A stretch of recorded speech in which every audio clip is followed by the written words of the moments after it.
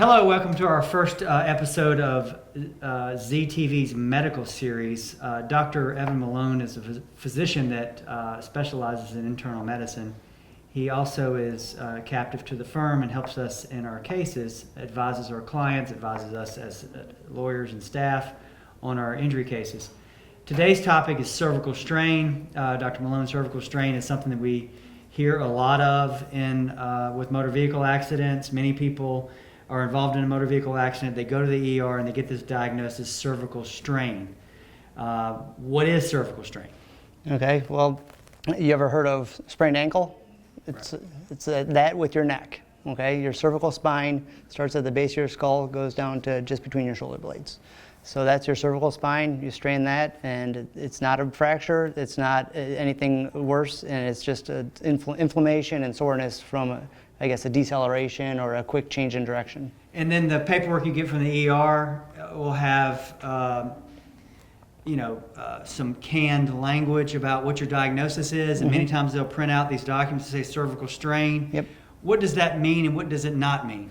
Okay, so it means that when you go to the ER after any kind of accident, you didn't fracture anything, you didn't dislocate anything, you don't need to be admitted to the hospital, you don't have an emergent surgical condition. But it does mean that you need to monitor your symptoms and follow up the discharge instructions and then follow up accordingly, because it could end up being that this soft tissue injury ends up being something that involves like the discs in between your vertebral bodies. It could involve the nerves that come out of the vertebral column. All right. So from a legal perspective, what it means to me is that 90% of the clients that I end up representing that get large settlements end up with a diagnosis similar to this. So they get home thinking they just have cervical strain. They end up having continued symptoms, numbness into their arms. They end up with a disc herniation in their neck that sometimes requires surgery.